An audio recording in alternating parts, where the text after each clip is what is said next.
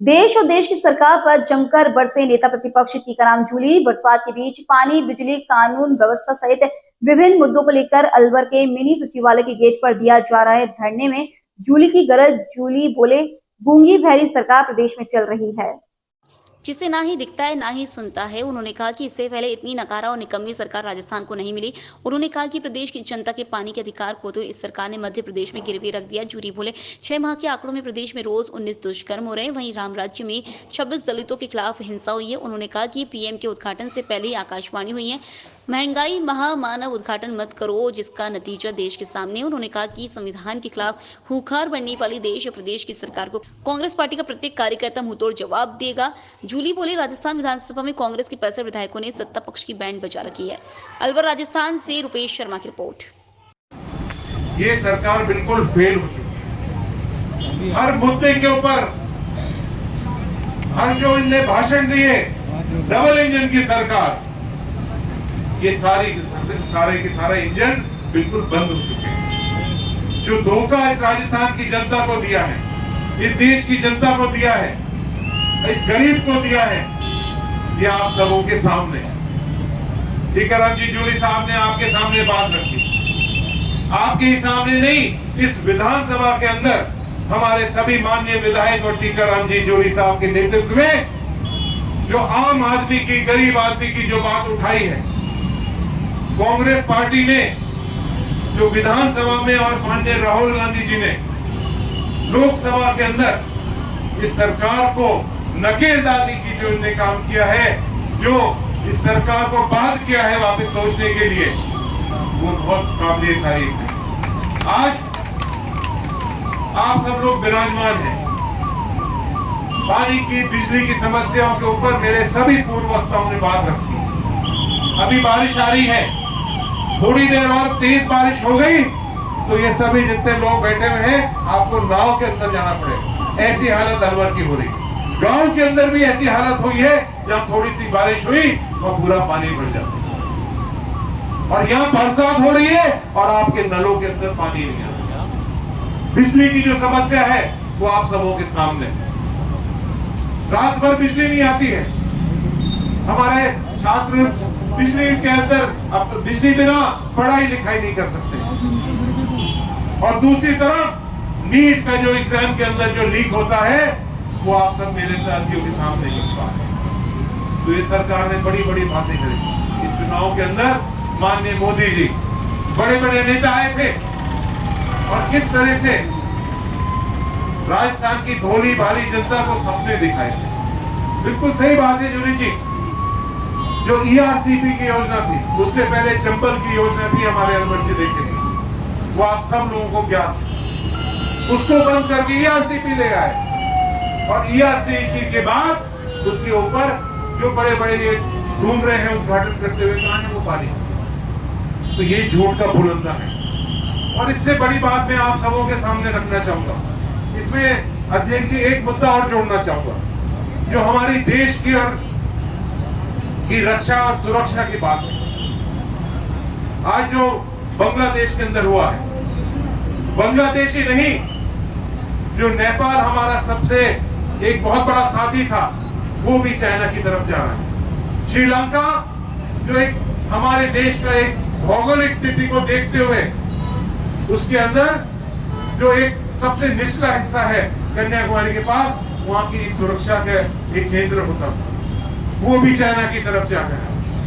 पाकिस्तान और चीन के बारे में तो मुझे कहने की जरूरत नहीं है, जो हमारे देश के अंदर घुस चुके हैं। और अब जो बांग्लादेश के साथ जो हुआ है, ये एक बहुत बड़ा देश के लिए खतरा पैदा हो गया। क्या है इनकी विदेश नीति? सभी जितने लोग थे, चाहे वो रूस हो, चाहे हमारे जो आसपास के पड़ोसी देश थे, उन सबों के साथ इनने झगड़ा कर लिया।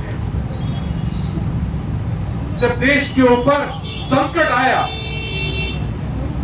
जब इस देश को लड़ाकू विमान की जरूरत पड़ी, इस देश को कारगिल जैसे जो हमारा एक बहुत बड़ा युद्ध हुआ था, उन युद्ध के दौरान जो इनके गोलों की जरूरत पड़ी, जो एम्युनिशन की जरूरत पड़ी, वो फ्री के अंदर सरकार से कह दिया था कि आप जितना मर्जी चाहे आप सामान लीजिए, डिफेंस के लिए बंदूकें लीजिए, हवाई जहाज लीजिए,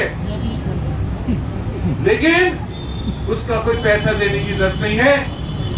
भारत हमारा भाई है। कितना लंबा है जो हमारा एक रिश्ता था, उन रिश्तों को तोड़ने का काम इस सरकार ने किया। कम्मी सरकार जिसने कभी भी एक बार यह आश्वासन नहीं दिया कि हम बिजली की समस्या का समाधान करेंगे। हालत यह है, अपने समय में भी संकट आया था कांग्रेस के समय में, अशोक गहलोत जी ने चाहे कितनी भी महंगी बिजली मिली हो खरीदी और राजस्थान की जनता को दी। हमें तो मालगाड़ी नहीं देते थे, कोयले की रैक नहीं देते थे, और हमें ये नियम बना के दिया कि 10% कोयला विदेश से खरीदो। किससे खरीदो?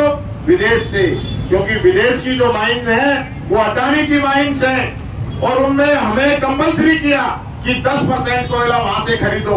इतनी घटिया क्वालिटी का कोयला हमें वहां से खरीदना पड़ा, पैसे ज्यादा देने पड़े, सरकार का नुकसान हुआ, राजस्थान की जनता का नुकसान हुआ, और ये लोग सिर्फ और सिर्फ झूठे दावे और वादे करते।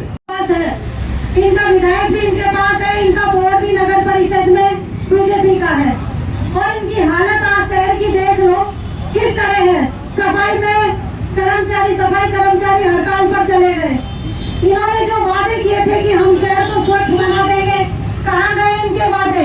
आज ये मुद्दा उठाने की बात है, हम विपक्ष में बैठे हैं, हमको जनता को बताना होगा कि इनकी बातें कितनी सच साबित होती है, कितनी खोखली साबित होती है।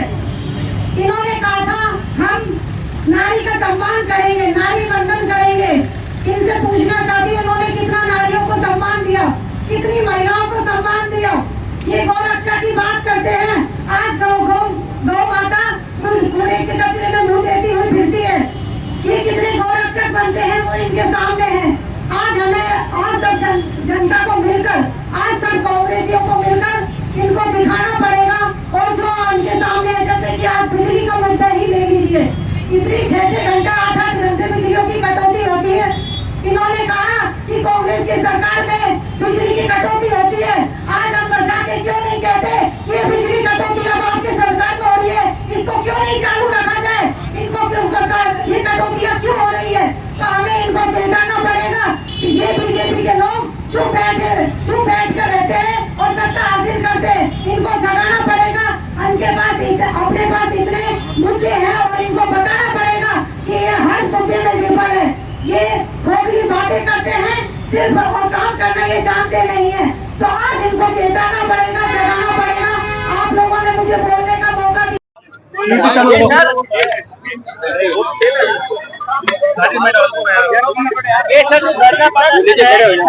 किया जा रहा है जो ये सरकार जो है, जो एक इसलिए विश्वास खो चुकी है। 8 महीने के अंदर ही ये सरकार फेल हो चुकी है। पानी की समस्या, बिजली की समस्या, बिजली के दर इनने जो बढ़ा दिए हैं, लॉ एंड ऑर्डर जो सिचुएशन हो चुकी है, जिस तरह का महिलाओं के ऊपर अत्याचार हो रहा है, जिस तरह से यहाँ की इस पूरी प्रदेश के अंदर जिस तरह से इन्हें धोखा दिया है, उसके खिलाफ आज प्रदर्शन हो रहा है। हमारे जो कांग्रेस के सभी माननीय विधायक हैं, टीकाराम जी जूली साहब हैं, जो हमारे नेता प्रतिपक्ष हैं, इस सरकार को घेर रहे हैं। आम राजस्थानी जो गरीब है उसकी आवाज उठा रहे हैं। ये धरना आज शुरुआत हुई है, ये धरने को हम ब्लॉक लेवल के ऊपर, तहसील लेवल पर, गांव-गांव लेके जाएंगे, और जनता का जो हमारे ऊपर विश्वास है, जनता के लिए जो हमने जनता के साथ मिलकर इस सरकार को घुटनों पर लाने का काम करेंगे। सर, अभी 8 महीने पहले आपकी सरकार गई है, ऐसी व्यवस्था क्यों नहीं है कि जो कांग्रेस के मैं बताता हूँ, इसकी पूरी व्यवस्था राजस्थान सरकार कर रही है। और जयपुर में पहली बार ऐसा हुआ है कि जो भी संगठन धरना प्रदर्शन करना चाह रहे थे, एक भी संगठन को अनुमति सरकार के द्वारा नहीं दी गई। पहली बार ऐसा हो रहा है कि छात्र संघ की डिमांड जो बच्चे कर रहे हैं, उन पे राजकार्य का बाधा लगाए का मुकदमा दर्ज किया जा रहा है, जो कि मैं समझता हूँ एक घोर अत्याचार बच्चों पे किया जा रहा है। पहले कभी भी इस प्रकार के आंदोलन होते रहे हैं, हमेशा 151 में बच्चों को बैठाते थे, लेकिन ये सरकार बच्चों का भविष्य खराब करने के लिए उन पे राजकार्य का बाधा का मुकदमा जो लगा रही है ये गलत है। अभी पीटीआई में जो 875 के आसपास जो बच्चे निकाले गए, ऐसा क्यों नहीं है कि जो बच्चे उनमें कुछ नंबर से जो रह रहे हैं वेटिंग में जो है उनको भरा जाए? देखिए, इस सरकार की मंशा सही नहीं है, मैं पहले ही बता रहा हूँ। जो सरकार ये कह दे कि हम 1 लाख भर्तियां करेंगे 1 साल के अंदर और 4 साल में 4 लाख भर्तियां करेंगे तो 8 लाख तो टोटली पद है, 4 लाख कहां से कर देंगे? यानी विधानसभा में जो लोग गलत तथ्य पेश कर सकते हैं, विधानसभा में एमओयू नहीं दिखाते हैं और विधानसभा के अंदर इनके मंत्री सही जवाब नहीं दे रहे हैं, उस सरकार का क्या करोगे आप? इन लोगों की मंशा ही सही नहीं है, इसलिए आंदोलन के अलावा कोई दूसरा रास्ता हमारे पास है नहीं। इस सरकार ने जनता को खून के आंसू रुला दिए हैं, न बिजली मिल रही है, न पानी मिल रही है, न सफाई व्यवस्था है, न कानून व्यवस्था है। जो आज का जो प्रदर्शन है सर, ये शांतिपूर्वक किया जा रहा है, शांतिपूर्वक से काम चल जाएगा? देखिए, पहली बार तो मौका देना पड़ता है, पहला मौका हमने दे दिया है, लेकिन इससे आगे शांति से काम चलने वाला नहीं है। हम घेराव की घोषणा करेंगे सीधा। निलंबित विधायक है वहाँ तो अतिक्रमण होंगे, शहर में पानी पहुँचेगा कैसे? उसके खिलाफ विरोध प्रदर्शन क्यों नहीं कर रहे? देखिए, मैं ये कहना चाहूंगा, यहाँ के जो मंत्री हैं, जब विधायक थे उस समय जलकुंभ भी निकाल के पानी लाने का प्रयास ये कर रहे थे। कोई आदमी ये बता दे जलकुंभी से कितना पानी रुक सकता है? ये लोग जिनने अतिक्रमण कर रखा है उन लोगों का तो ये लोग सहयोग कर रहे हैं, नाजायज गरीब आदमियों को मार रहे हैं। एक दलित को अतिक्रमण का नोटिस दे दिया और उसने सुसाइड कर लिया, ये हालत अलवर जिले के अंदर है। और जो अतिक्रमण यहाँ ये मान रहे हैं उसको विधानसभा के अंदर जुबेर खान जी के क्वेश्चन के आंसर के अंदर उसको अतिक्रमण ही नहीं माना। जो जल संसाधन विभाग ने जवाब दिया है उसमें उसको अतिक्रमण नहीं माना, और उसको अतिक्रमण नहीं माना तो फिर उसको यहाँ आपने नोटिस कैसे दे दिया? और उस नोटिस की वजह से वो व्यक्ति अवसाद में आ गया, उसकी जान चली गई। सरकार ने आज तक उस परिवार का कोई ख्याल नहीं रखा है। आपका नाम भी अतिक्रमण के मामले में विधानसभा में उठा था, उसमें क्या? मैं आपसे निवेदन करना चाहूंगा, जो मेरा अतिक्रमण का जहां नाम आया है, आप सब लोग चलिए, मेरे को भी साथ लेके चलिए। मेरी कभी कोई जमीन रही हो, मेरे नाम रही हो, मैं कभी वहां रहा हूं, कोई मेरा परिवार का रहा हो, तो जाके देख लीजिए। सिर्फ मेरी छवि को खराब करने के लिए इस प्रकार के जो कोशिशें हैं इस सरकार के द्वारा की जाती रही हैं, और ये तो अभी और पता नहीं क्या क्या करेंगे। लेकिन आपसे भी बात हुई थी तो मैंने यही कहा था, और आपने, मैं धन्यवाद देता हूँ भास्कर डिजिटल को भी, जो वहां मौके पे गया और जो मामला विधानसभा में उठा था उसको इन्होंने दिखाया कि ये वो जगह है जहाँ टीकाराम जूली का अतिक्रमण बताया गया है। कोई भी एक भी आदमी, शहर का आदमी, अड़ोसी पड़ोसी बता दे कि टीकाराम जूली कोई जगह हो। दूसरी बात, यूआईटी ने खुद मना किया है कि मैं कोई इस प्रकार का अतिक्रमी नहीं हूँ, तो उसके बाद बात कहाँ रह जाती है? अधिकारियों ने खुद मना कर दिया। निलंबित विधायक कह रहे हैं कि अध्यक्ष हमारे विधायकों को भड़का रहे हैं। देखिए, मैं ये कहना चाहूंगा, अध्यक्ष सबका होता है, सत्ता पक्ष का भी और विपक्ष का भी।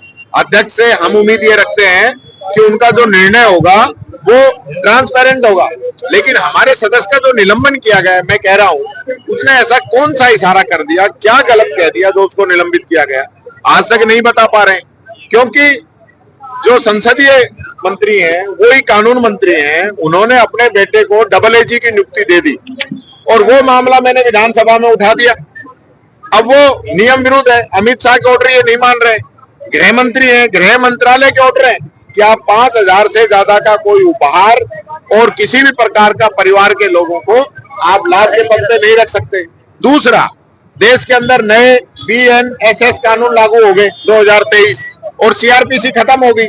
आप अधिवक्ताओं की नियुक्ति कर रहे हो सीआरपीसी के तहत, उसका जवाब ही तो मांगा था। आप प्रेस कॉन्फ्रेंस करके जो जवाब दे रहे हो वो विधानसभा में दे देते। हमने तो कोई उनका जवाब ही मांगा था, जवाब देने के बाद हल्ला नहीं किया। इस चीज का जवाब ही नहीं दिया गया, दोनों चीजों का। विधानसभा में डॉक्टर जसवंत ने कह दिया कि आप अगले सीएम भी हो सकते हैं। डॉक्टर साहब के बात तो डॉक्टर साहब ही जाने। मैं तो चाहूंगा कि कभी मौका मिले तो अलवर को ये सम्मान भंवर जितेंद्र सिंह जी के रूप में मिले। अच्छा, ये बताओ आप सब ट्रेनिंग करने कब जा रहे हो? हाँ, ट्रेनिंग। लोकल से लेकर ग्लोबल तक की खबरों के लिए देखते रहिए सच्ची रिपोर्ट। नमस्कार।